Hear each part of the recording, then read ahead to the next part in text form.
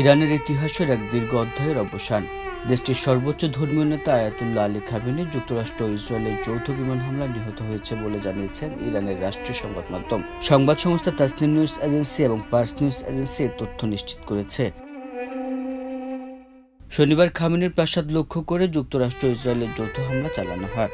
হামলায় প্রাসাদ সম্পূর্ণ ধ্বংস হয়ে যায় বলে দাবি করা হয়েছে। যুক্তরাষ্ট্রের প্রেসিডেন্ট ডোনাল্ড ট্রাম্প সামাজিক যোগাযোগ মাধ্যম ট্রুথ সোশ্যালে দেওয়া এক পোস্টে এই অভিযানে খামেনি বা তার সঙ্গে থাকা অন্য নেতাদের বাঁচার কোনো সুযোগ ছিল না। ইরানে এখন শোকের আবহ। সরকার 7 দিনের সরকারি ছুটি এবং 40 দিনের রাষ্ট্রীয় শোক ঘোষণা করেছে। রাজধানী তেহরানে হাজারো মানুষ রাস্তায় নেমে কান্নায় ভেঙে পড়েন। রাষ্ট্রীয় গণমাধ্যম জানিয়েছে এই হামলায় খামেনির পরিবারের সদস্যরাও নিহত হয়েছেন।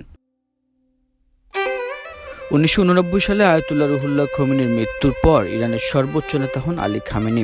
দীর্ঘ 3 দশকের বেশি সময় ধরে তিনি ইরানের রাজনীতি, সামরিক কৌশল এবং ধর্মীয় নেতৃত্বের কেন্দ্রবিন্দু ছিলেন। তার নেতৃত্বে ইসলামী বিপ্লবী গার্ড কর্পস শক্তিশালী বাহিনীতে পরিণত হয়।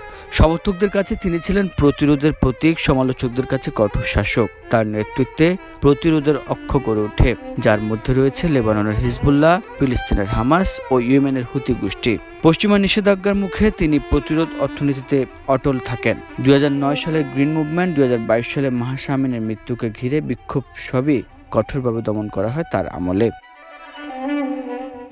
প্রেসিডেন্ট ট্রাম্প ঘোষণা দিয়েছেন মধ্যপ্রাচ্যে স্থায়ী শান্তি প্রতিষ্ঠা না হওয়া পর্যন্ত সামরিক অভিযান চলবে। খামেনির পরবর্তী নেতৃত্ব কে দেবেন, কিভাবে পুনর্গঠিত হবে ইরানের ক্ষমতার কাঠামো, এখন সেদিকেই তাকিয়ে বিশ্ববাসী।